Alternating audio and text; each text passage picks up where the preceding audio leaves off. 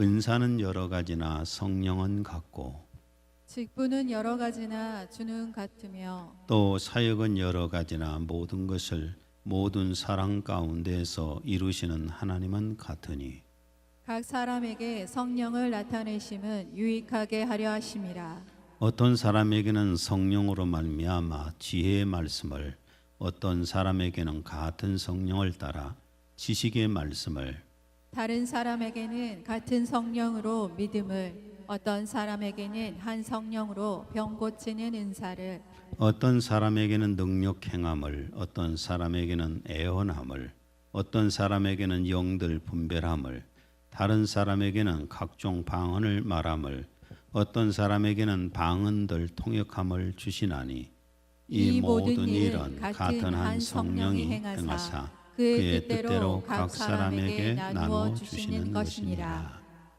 아버지 하나님, 오늘도 하나님의 사랑하는 자녀들 이제 연휴를 끝내고 예수님 이름으로 한자리에 모여서 예배를 드립니다. 우리 예배 가운데 보혜사 성령님의 임재하심과 역사하심이 있기를 원합니다. 하나님의 말씀을 이 종이 전할 때에도 성령의 큰 감동으로 말씀을 전하게 하시고 받는 사람들도 성령의 큰 감동으로 받게 하여 주옵소서. 예수님 이름으로 기도했습니다. 아멘. 오늘은 교회의 기능인 성령 은사들에 대해서 말씀을 나누려고 그러는데 여러분 영혼의 양식이 되었으면 좋겠습니다. 예수님이 이 땅에 오셔서 십자가에서 죽으시고 부활되어 승천하신 후에 보혜사 성령님을 보내주셨습니다. 보혜사 성령님이 이 땅에 오셔서 하신 일은 하나님께서 택한 백성들을 한 사람 한 사람 불러내어서 예수 그리스도를 믿게 하시고 하나님의 생명을 주셔서 하나님의 자녀들이 되게 하셨고 그 하나님의 자녀들을 한꺼번에 모아서 교회를 이루게 하셨습니다. 에베소 2장 22절 너희도 성령 안에서 하나님이 거하실 처소가 되기 위하여 그리스도 예수 안에서 함께 지어져 가느니라. 성령님께서 교회를 이렇게 세워가고 계시는 겁니다. 그리스도의 교회가 그러면 무엇인가? 세상에서 그리스도 안으로 불러들여서 하나님께 속한 사람들의 모임입니다. 이것이 교회예요. 세상 속에 있던 사람들을 불러내어서 예수 그리스도 안에, 거룩한 예수 그리스도 안에서 거룩함을 입은 하나님의 자녀들의 모임이 교회라는 겁니다. 고린도전서 1장 2절 고린도에 있는 하나님의 교회 곧 그리스도 예수 안에서 거룩하여지고 성도라 부르심을 받은 자들. 지금 우리 예수 그리스도 안에서 모임이 바로 교회예요. 이 교회인데 이 교회는 하나님의 교회고 거룩한 무리라는 겁니다. 거룩한 성도예요. 세상 속에서 뽑아내어서 예수님 안에서 모아놓은 거룩한 사람들의 모임. 이게 바로 교회입니다. 그런데 이런 거룩한 교회가 죄악과 악독과 불의가 가득한 세상과 다시 하나가 돼야 되면, 합치게 되면은 거룩할 수가 없잖아요. 저번에 말씀드린 것처럼 맛있게 지어놓은 쌀밥에다가 똥을 한 바가지 갖다 퍼 넣었는데 그걸 먹을 사람이 어딨냔 말이에요. 그거는 이미 교회가 하나님의 교회가 아니죠. 종교 집단에 불과한 것입니다. 교회는 거룩해야 됩니다. 세상에서 불러낸 사람들. 그리고 교회는 뭐냐면은 하나님께서 함께 하시는 처소입니다. 하나님이 함께 하시는 집이에요. 에베소 2장 22절 그분 안에서 너희도 성령을 통하여 하나님의 거처로 함께 지어져 가고 있는 것이니라. 하나님의 거처. 성령님께서 하나님의 거처, 하나님의 집으로 만들어 가십니다. 이게 교회입니다. 그래서 교회로 모여 예배를 드릴 때는 하나님이 그 자리에 함께 하시는 겁니다. 물론 영이시라 하나님은 눈에 보이지 않지만은 이 자리에 분명히 보혜사 성령님이 여기와 계시는 겁니다.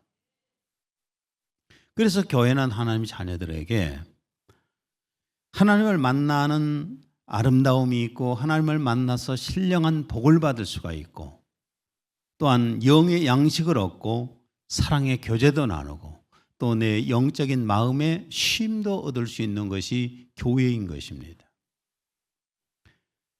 그 다음에 세 번째는 그리스도의 교회는 그리스도의 몸입니다. 그리스도가 머리시고 예수님이 머리시고 교회는 그리스도의 몸입니다. 골로새 1장 18절 그는 몸인 교회의 머리시라. 예.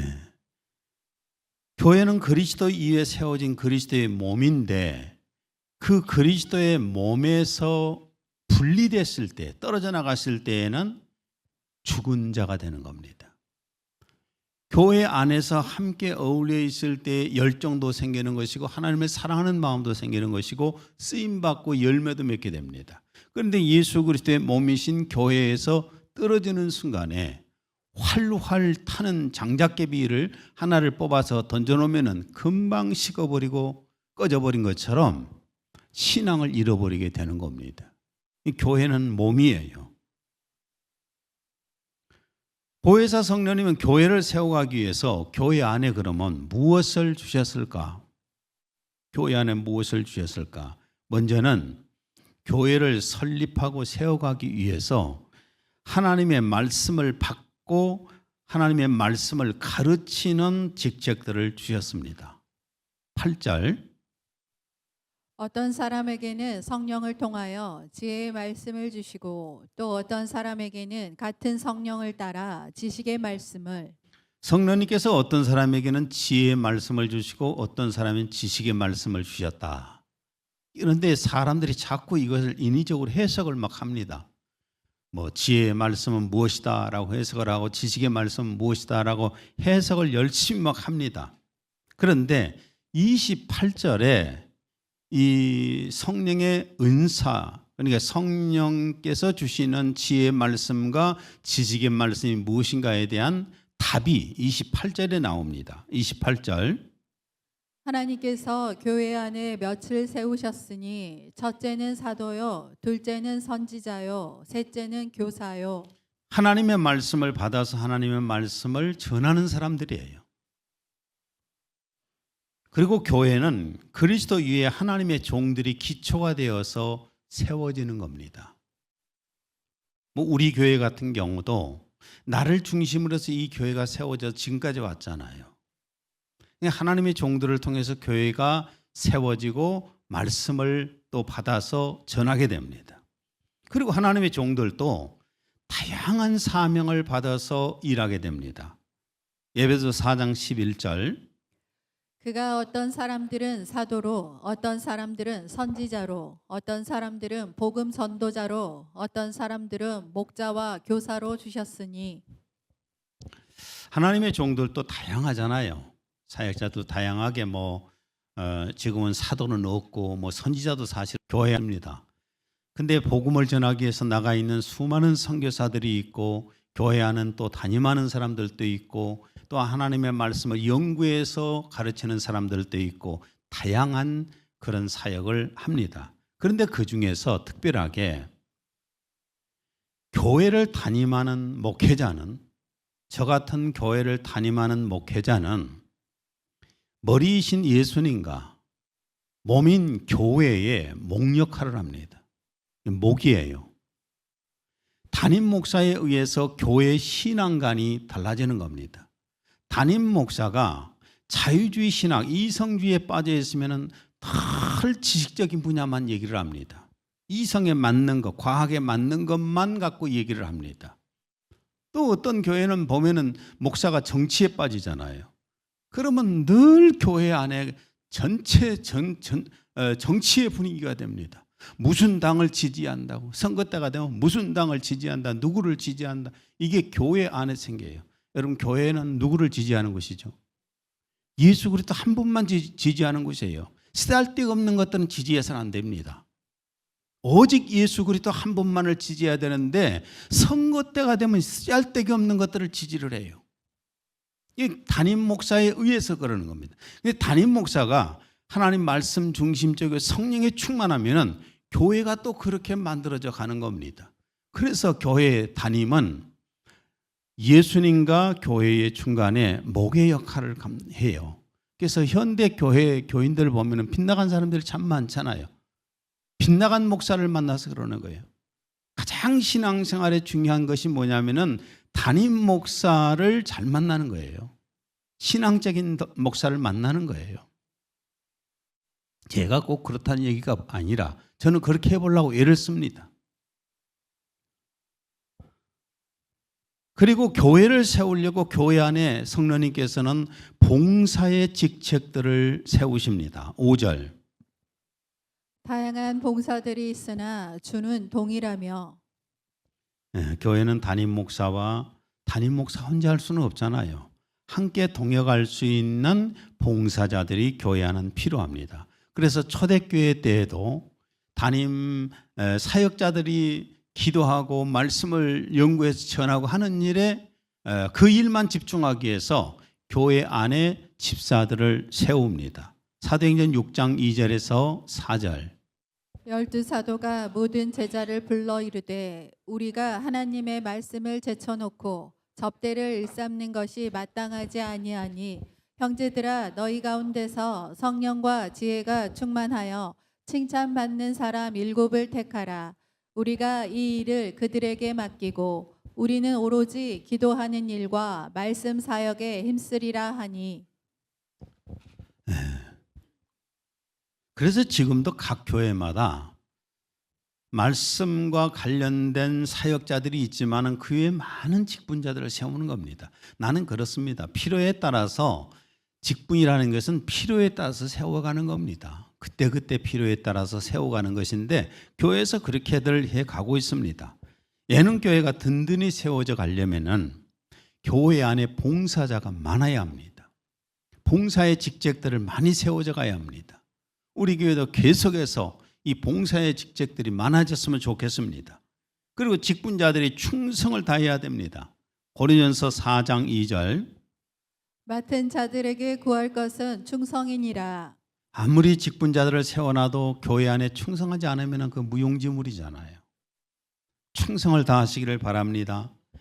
또 성령님께서는 교회를 세워가시기 위하여서 특별한 믿음을 주시고 영적인 분별력의 은사도 주십니다.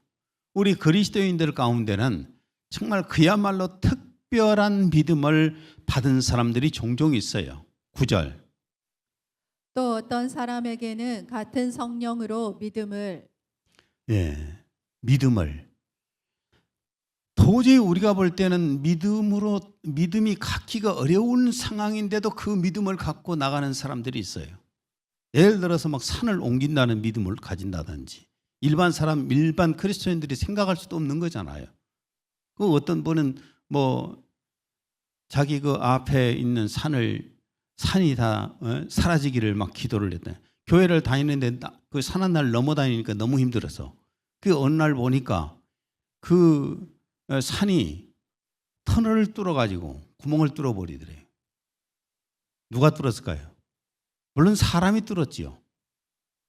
그건 특별한 믿음이겠죠. 어떤 경우에 보면 하나님 앞에 헌금을 하는데 아낌없이 드리는 사람들이 있잖아요. 도저히 이해가 안 될 만큼 막 드리는 사람들. 이게 특별한 믿음이에요. 모든 사람이 다 그렇지는 않아요. 이걸 특별한 믿음이라고 우리가 할 수가 있습니다. 그 다음에 영들 분별할 수 있는 은사를 받은 사람들이 있습니다. 10절. 어떤 사람에게는 영들을 분별함을. 어떤 사람에게는 영들을 분별함을. 요한 1서 4장 1절. 사랑하는 자들아 영을 다 믿지 말고 오직 영들이 하나님께 속하였나 분별하라. 많은 거짓 선지자가 세상에 나왔습니다. 그러니까 여기서 영들 분별함이라는 것은 뭐 사람을 보고 저 사람은 귀신한테 잡혀 있는 사람이야, 말짱한 사람이야, 그걸 말씀드린 게 아닙니다. 그걸 말씀을 드린 게 아니라 영들을 분별한다는 말씀은 뭐냐면은 하나님의 말씀을 전하는 이 설교자들이 전하는 내용을 보고 하는 거예요. 이 내용을 말씀하는 겁니다. 사랑하는 자들아 영을 다 믿지 말고 오직 영들이 하나님께 속하였나 보라. 속하였나 분별하라. 많은 거짓 선지자가 세상에 나왔습니다. 거짓 선지자. 하나님의 말씀을 전하지 않고 엉뚱한 것을 전하고 있는 사람들이 거짓 선지자예요. 그걸 분별할 줄 알아야 된다는 겁니다. 요즘 얼마나 유튜브에 보면은 막 그 설교들이 많이 나옵니까? 들어보면 베리베리 설교가 많이 뜨죠. 목사인 저니터도 막 계속 보내는 설교가 있어요. 목사의 이제 전화번호는 거의 노출이 되잖아요. 계속 보내는데 들어보면 다 정치 얘기, 누구를 막 욕하고 까는 얘기, 막 그런 얘기들이 이 설교 속에 들어있는데 왜 하나님의 말씀을 전해야 할 때 그런 걸 전합니까? 이걸 분별할 수 있어야만이 영적인 분별력이 있는 사람이에요. 무엇을 통해서 영을 분별해야 될까? 설교 내용이에요. 말씀을 통해서. 디모데전서 4장 1절. 성령이 밝히 말씀하시기를 후일에 어떤 사람들이 믿음에서 떠나 미혹하는 영과 귀신의 가르침을 따르리라. 그 설교자가 미혹하는 영과 귀신의 가르침을 통해서 설교를 하는지 안 하는지도 모르고 그저 무조건 사람의 마음만 감정만 이렇게 부추겨주면 막 좋아하고 할렐루야 하고 막 따라다니잖아요.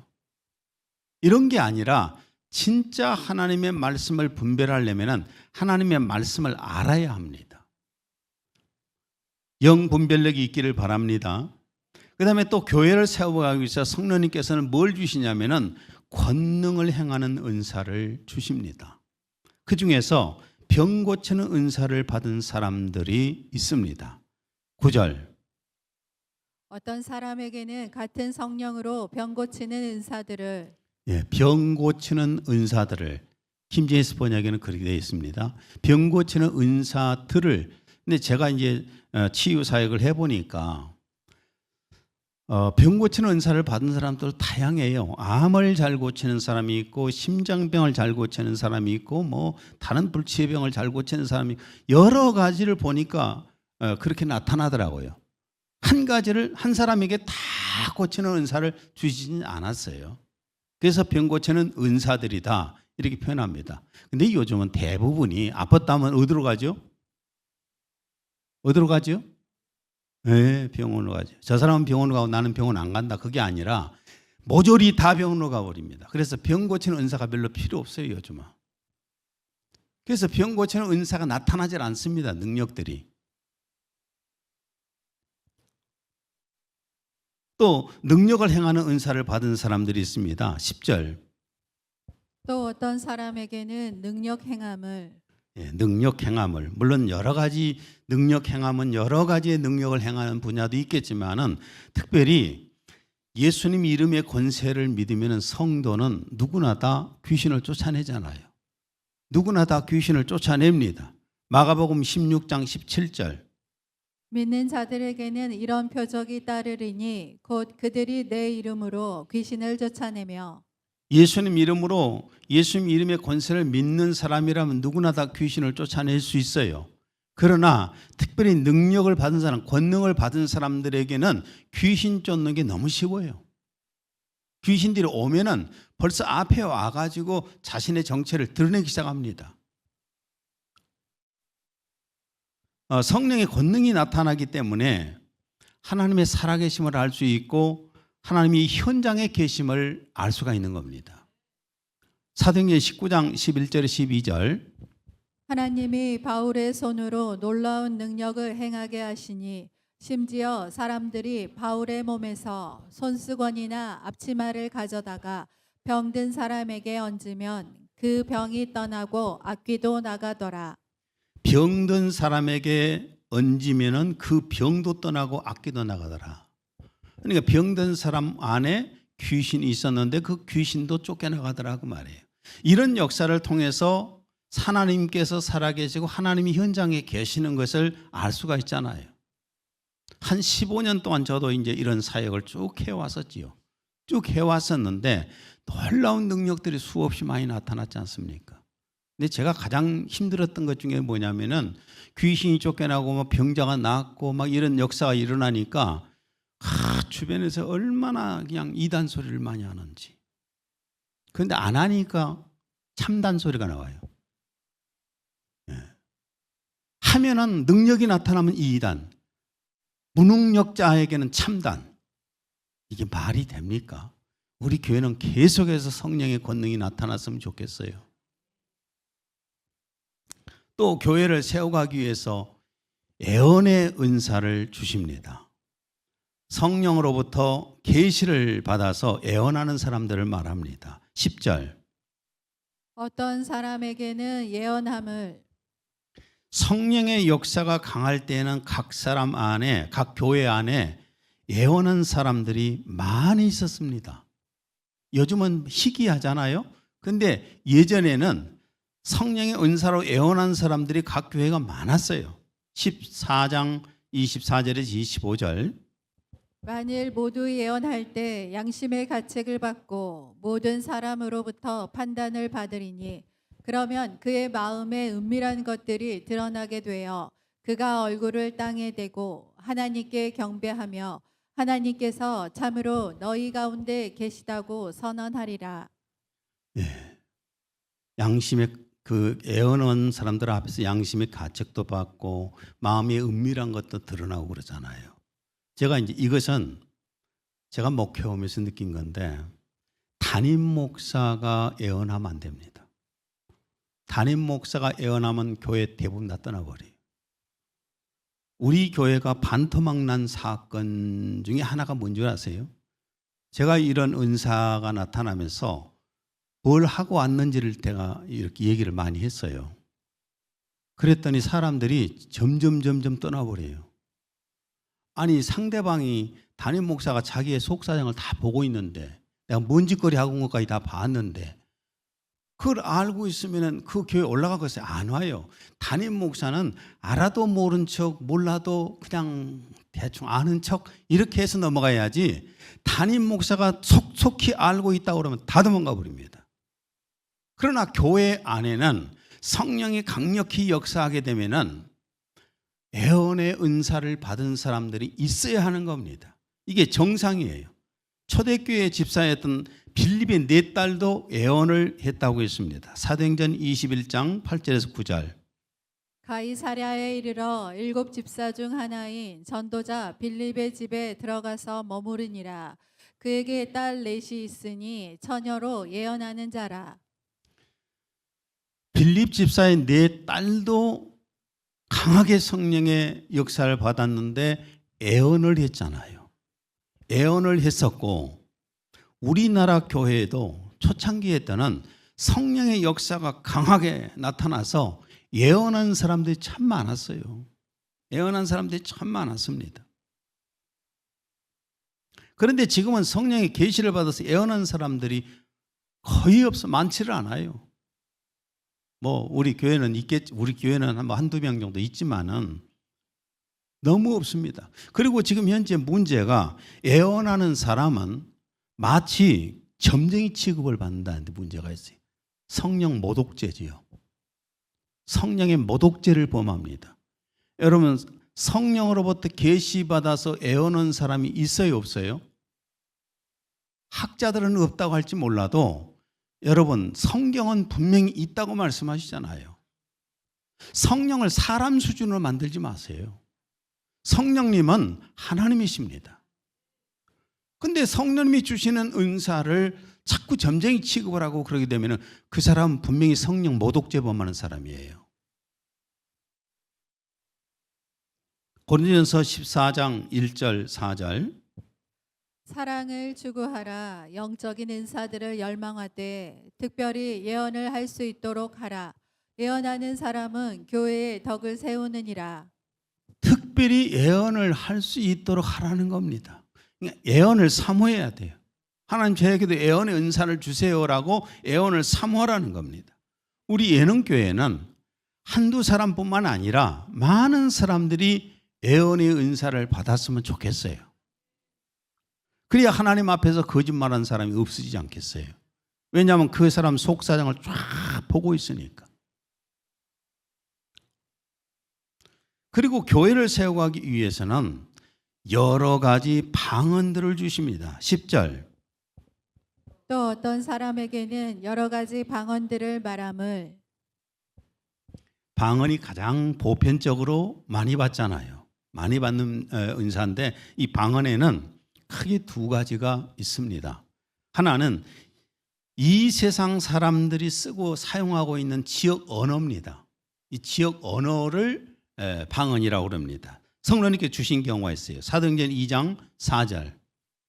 그들이 다 성령의 충만함을 받고 성령이 말하게 하심을 따라 다른 언어들로 말하기를 시작하니라. 예, 다른 언어, 이 방언으로 번역을 했죠. 그런데 다른 언어가 그럼 뭐였을까? 사도행전 2장 5절에서 8절. 당시 예루살렘에는 신앙심이 깊은 유대인들이 천하 각국으로부터 와서 머물고 있었는데 그때 이 소문이 퍼지자 무리가 함께 모여 혼란이 생겼으니 이는 각 사람이 자기 나라 말로 그들이 말하는 것을 들었기 때문이라. 사도들이 성령의 강력한 역사가 일어나면서 방언을 받고 나서 당시에 모였던 사람들에게 설교를 했습니다. 설교를 했더니만은 다 각 먼 나라에서들 왔는데 자기 나라 말로 들리는 거예요. 갈릴리 사람들의 설교가 자기 나라의 말로 다 들리는 거예요. 이게 각 지역의 언어라는 겁니다. 방언이 그래요. 이것이 한 가지가 있어요. 그 전에 집회할 때, 성회할 때에 안수라니까 어떤 사람이 방언을 이제 그때 많이 방언들을 받고 그랬는데 방언을 했는데 옆에 있던 분이 스페인어를 하는 분이 있었어요. 그 뭐 많이들 그때 참석해서 아셨을 거예요. 스페인어를 하는 분이 있다가 저 사람 지금 스페인어를 한다고 통역을 해요. 깜짝 놀랐습니다. 종종 가다 보면은 외국의 그 특별한 사례 중에 하나가 아프리카에 가서 선교사로 처음 갔는데 그 나라 언어를 모르는데 그냥 우리 한국말로 설교를 했는데 그 나라 사람들이 그 말을 알아듣는 기적이 나타나더랍니다. 이게 한마디로 얘기하면은 이 세상 사람들이 알아들을 수 있는 지역 언어예요. 이것이 방언 중에 하나입니다. 그리고 또 하나는 가장 사람들이 인정을 안 하려고 하는 방언이 뭐냐 하면은 하늘의 영의 언어입니다. 한 분도 하늘을 가본 적이 없고 하늘의 영의 언어를 모르잖아요. 근데 자꾸 인정을 안 하려고 그래요. 고린도전서 14장 2절에서 15절. 알지 못하는 방언으로 말하는 사람은 사람에게 말하지 아니하고 하나님께 함으로 아무도 알아듣지 못하니 이는 그가 영으로 신비들을 말함이니라. 내가 영으로 기도하고 또 마음으로 기도하며 내가 영으로 찬송하고 또 마음으로 찬송하리라. 이 바울 사도가 하는 말입니다. 나는 영으로 기도하고 영으로 찬송하고 마음으로 기도하고 마음으로 찬송한다. 이렇게 말을 합니다. 나는 이렇게 이제 방언도 이 영의 언어도 다양한 여러 가지가 있어요. 근데 이 방언을 유창하게 많이 하는 사람들 보면 너무 부럽더라고요.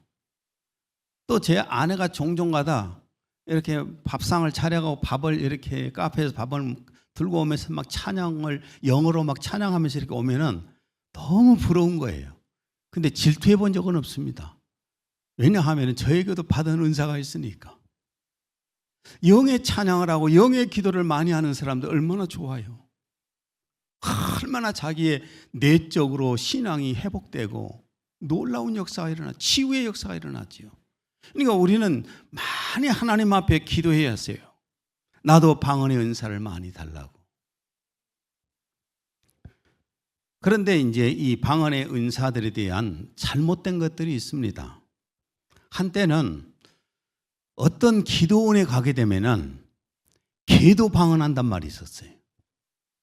그런 말 들어보신 분, 신앙생활 오래 한 분들은 들어봤을 겁니다. 거기에 가면은 그 기도원에 가면은 개도 방언한다. 그 말이 무슨 얘기냐면은 그곳에 가면은 누구나 다 방언할 수 있다는 겁니다. 이런 의미예요. 야, 그러면은 쥐나 개나 방언한다면 그 방언은 누가 준 것일까요? 귀신이 준 거겠지요. 아니면 인위적으로 하는 것이든지. 방언은 그렇게 받는 것이 아닙니다. 방언은 또 그렇게 하는 것이 아닙니다. 방언은요, 절대로 성령의 은사인 방언은 불신자에게는 죽었다 깨어나도 못 받습니다. 불신자는. 요한복음 14장 17절. 그는 진리의 영이라 세상은 능히 그를 받지 못하나니 이는 그를 보지도 못하고 알지도 못함이라. 세상은 받지 못해요. 근데 왜 걔가 방언을 받아요? 불신자도 방언 못 받아요. 아무리 의대를 가도. 그런데 귀신은 줄 수도 있겠죠.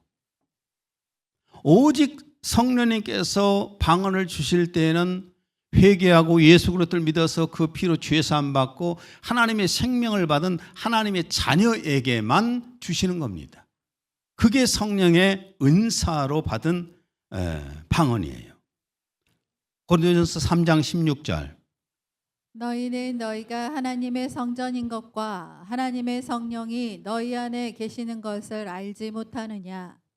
방언을 무슨 물건처럼 어느 곳에 어느 장소에 가고 어느 누구한테 가면은 그 사람이 마음대로 그냥 이거 하나 가져라 방언 하고 주는 것처럼 착각한다고 말이에요. 그렇지 않고 방언은 성령님께서 거룩하신 성령님께서 거룩하신 영 안에 주시는 거예요. 근데 이렇게 자꾸 잘못되게 가르치고 있습니다. 11절. 그러나 이 모든 일은 한 분이신 같은 성령께서 역사하시어 그분께서 원하시는 대로 각 사람에게 나누어 주시느니라. 방언을 누가 주세요? 성령님께서 주시는 겁니다. 간절하게 성령님께 그 방언 달라고 기도하게 되면은 하나님께서 방언을 주셔요. 또 어떤 교단에서는 성경 구절 잘못 해석해갖고 방언을 금합니다. 고린도전서 13장 8절에 10절.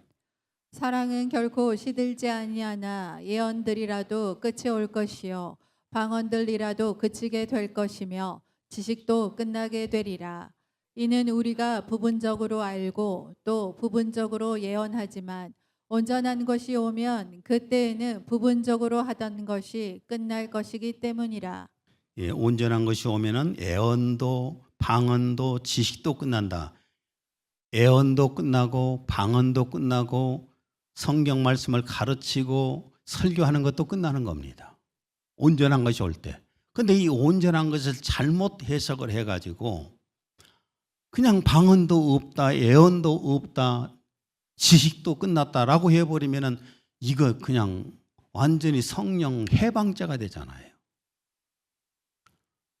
그럼 온전한 것이 뭘까? 뭐 여러 성경학자들 해석을 많이 합니다. 근데 그 중에 하나가 온전한 것에 대한 해석이 뭐냐 하면은 온전한 것을 성경 완본으로, 성경 완성으로 해석하는 사람들이 있습니다. 참 어리석은 사람. 성경을 끝까지 좀 읽어보지. 13장 12절 다음 구절인데 12절을 다음 구절을 자 읽습니다. 지금은 우리가 거울을 통해 희미하게 보나 그때에는 얼굴과 얼굴을 마주 볼 것이요 지금은 내가 부분적으로 아나 그때에는 내가 알려진 것처럼 알게 되리라. 온전한 것이 올 때는 단순한 지식의 양이 많아지는 것이 아니라 하나님이 나를 보는 것처럼 내가 하나님을 보게 된다는 겁니다. 지금은 희미하지만은 그때는 선명하게 된다는 겁니다. 이게 무슨 성경을 받았다고 해서 성경이 완성되었다고 해서 완본이 왔다고 해서 모든 영적인 세계가 다 끝나는 겁니까? 아니요. 이 성경은 예수 그리스도를 믿게 하고 천국을 사모하게 하는 거예요. 자꾸 이런 잘못된 해석을 해가지고 성경장 완성이라고 이렇게 막 하다 보니까 지식도 끝났다, 예언도 끝났다, 방언도 끝났다 이래고 그냥 교회 안에서 방언을 다 금해버린 거예요. 14장 39절에서 40절. 그러므로 형제들아 예언하기를 열망하고 방언들로 말하는 것을 금하지 말라. 모든 일을 품위 있게 하고 또 질서 있게 하라. 방언을 해야 돼요, 금해야 돼요? 해야 되잖아요. 성경에 방언을 금하지 말라고 그랬잖아요. 그런데 모든 일을 품위 있게 하고 또 질서 있게 하라. 방언 때문에 그냥 어지럽히지 말라는 겁니다.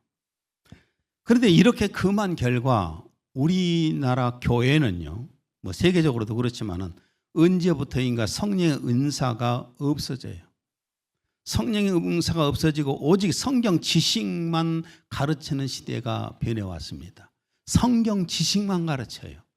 머리통만 커진다고 말해요. 가슴은 없어.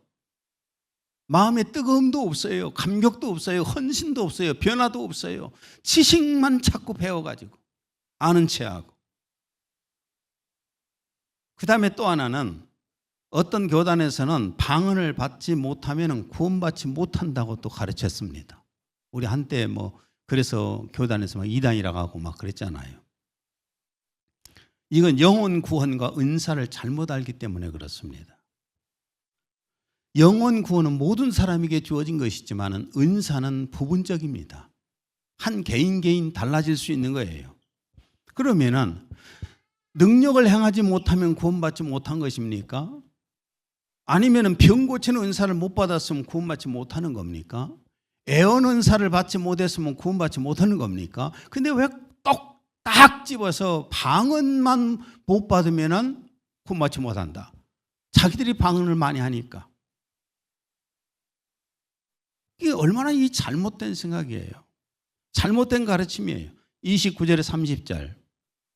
다 사도이겠느냐, 다 선지자이겠느냐, 다 교사이겠느냐, 다 능력 행하는 자이겠느냐, 다 병 고치는 은사들을 가졌겠느냐, 다 방언들을 말하겠느냐, 다 통역하겠느냐. 답이 확실하게 있지요.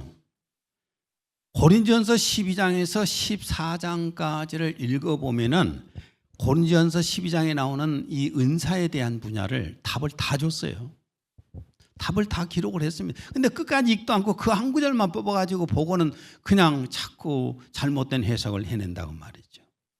그리고 방언을 통역하는 은사를 받을 때에는 교회 덕을 세웁니다. 이게 방언은 통역을 받지 못하면은 통역하지 못하면은 교회 안에 은사를 덕이 되질 않아요. 자기 자신의 신앙에만 도움이 되지요.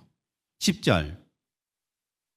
어떤 사람에게는 방언들을 통역함을 주시느니라. 방언하는 사람은 통역함을 자꾸 사모해야 됩니다. 14장 5절. 방언들로 말하는 자가 통역을 하여 교회가 덕의 세움을 입지 못한다면 예언하는 자가 더 낫기 때문이라.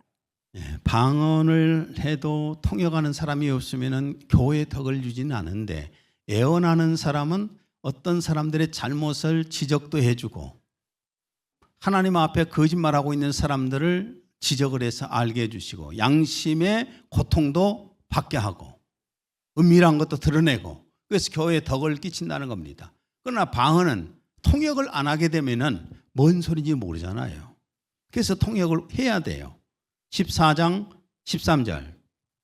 그러므로 알지 못하는 방언으로 말하는 사람은 통역할 수 있도록 기도해야 하리라. 방언하는 사람들은 통역할 수 있도록 기도하세요. 오늘 이제 말씀의 결론을 맺으려고 합니다.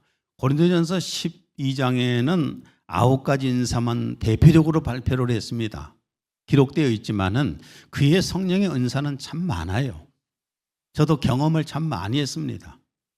여기 있으면서 이 강주에 있으면서 수원에 있는 이 동생 집에서 기도를 하는데 여기 있는 사람이 지금 어디로 누워 있다 뭐 어쩐다 다 얘기해요. 그런 은사들도 있어요.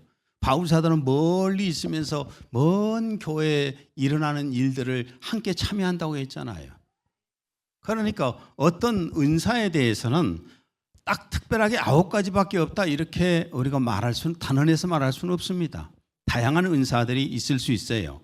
그러나 오늘 말씀의 결론은 그렇습니다. 우리 교회는 성령님께서 세워가시는 주님의 몸입니다. 그렇다면 개인 모두가 예수님의 몸인 교회 지체드려야 됩니다. 지체란 말이 뭐냐 하면은 기능이란 얘기입니다. 교회의 기능이에요. 그렇잖아요? 여기 이 사람은 이대로 기능, 저 사람은 저대로 기능은 있어요. 근데 교회 안에서의 기능 역할을 못하게 되면은 뭘까요? 군살이에요, 군살. 그렇죠? 군살 교인들은 있으나 마나 오히려 불편해져. 들고 다니려면 좀 무겁기만 해. 모든 교회에 속한 크리스찬들은 전부가 다 기능 역할을 해야 돼요. 무엇이든 하든 간에 기능이 돼야 돼요. 찬양하는 사람은 찬양의 기능을 하고 있잖아요. 기도하는 사람도 있고, 우리 교회 참 감사하게도 예배 전에 와서 기도하는 사람들이 있잖아요.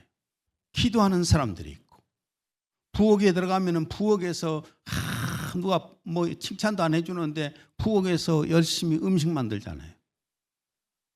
나는 부엌에서 음식 만든 사람 내가 칭찬해 본 적이 없어요. 별로. 내가 칭찬해야 할 이유가 없다고 생각해요. 주님이 하늘에 상 주시잖아요. 땅에 복도 주시잖아요. 근데 내가 거기다가 뭐 하는데 그냥 복을 줄지도 못하려면서. 하나님께서 하시겠죠. 교회 안에는 정말 다양하게 많은 역할들을 해요. 저 입구에서는 안내를 쓰면서 지나가는 사람들을 붙잡고 들어오기도 하고, 그런 사람이 있는가 모르겠지만, 또 이쁘게 단장을 꾸미고서 오는 분들에게 인사 다 정중하게 하잖아요. 누가 질레질레 서서 한 사람이 있겠어요? 이런 것도 전부가 다 교회의 기능을 행하는 겁니다. 어떤 사람이 열심히 전도를 하잖아요. 어떤 사람들은 돈 벌어다가 열심히 교회 재정을 채우잖아요. 다 나름대로의 어떤 기능을 하고 있어요. 근데 아무 기능도 안 하고 있다면은 뭐라고요? 군살이라니까. 군살되지 맙시다.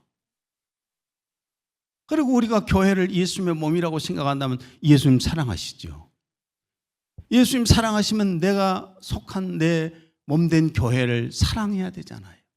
사랑한다면서 말로만 사랑할 수는 없지 않습니까? 뭔가를 내가 기능 역할을 할 때에 사랑한다는 말을 사용할 수가 있어요. 고린도후서 5장 14절. 그리스도의 사랑이 우리를 강권하시는도다. 그리스도의 사랑이 우리를 강권해서 주님의 몸된 교회를 사랑하여 지체 역할을 잘 합시다. 기도합니다. 하나님 아버지, 오늘은 교회 기능인 성령의 은사들에 대해서 말씀을 나눴습니다. 이 말씀을 통해서 성도들이 교회, 주님의 몸된 교회의 지체들인 것을 알고 또 기능이란 사실을 알고 성령의 은사들을 받아서 교회를 위해서 열심히 충성하고 봉사할 수 있도록 하나님의 은혜를 더해 주옵소서. 예수님 이름으로 기도했습니다. 아멘.